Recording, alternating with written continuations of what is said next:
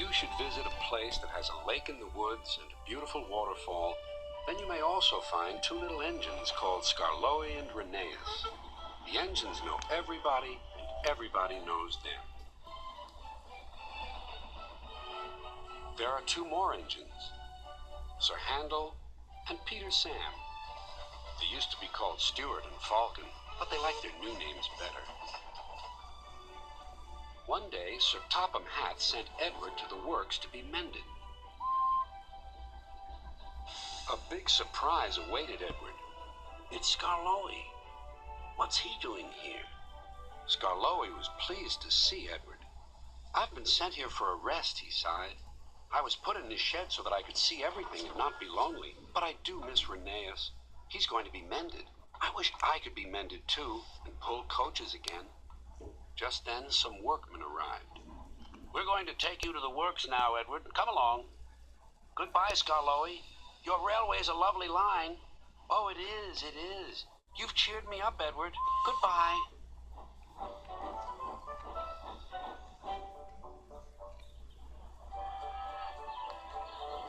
Meanwhile, Sir Handel was having trouble with some coaches. He tried to be kind, but the coaches didn't trust him.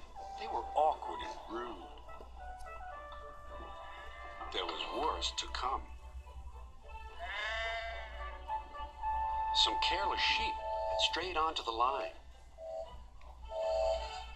He's bumped us, screamed the coaches. Let's get back at him. They surged into Sir Handel and pushed him off the rails. No one was hurt, but Sir Handel limped sadly to the shed.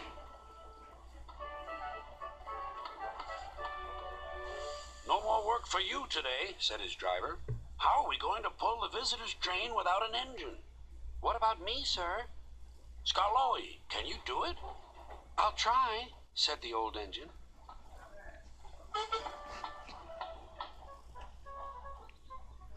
The coaches stood at the platform. I'm ashamed of you, scolded Skarloey. You might have hurt your passengers. The coaches quivered. We're sorry, Skarloey. The conductor blew the whistle, and their journey began.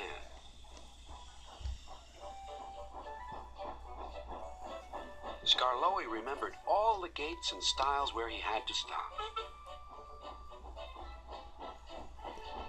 The sun shone, the rails were dry.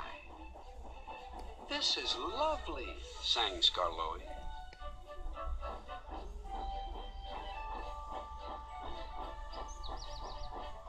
Presently the line grew steep. Skarloey felt short of steam. Take your time, soothed his driver. It'll be better downhill, Skarloey said to himself. But it wasn't. His springs were weak, and the rail joints jarred his wheels. At last, a spring gave way. I feel all crooked, cried Skarloey. We'll need a bus now for our passengers, sighed his driver. No, pleaded Skarloey. I'll get them to the station or burst. James was waiting at the platform. Clanging and clanking, Skarloey steamed in. I'll do it. I'll do it.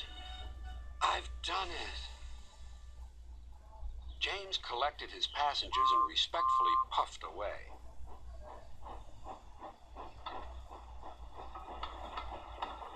Everyone was pleased with Skarloey, but he was still worried. Old engines can't pull trains like the young ones can. They can if they're mended, Old Faithful, smiled his driver. And that's what's going to happen to you. You deserve it.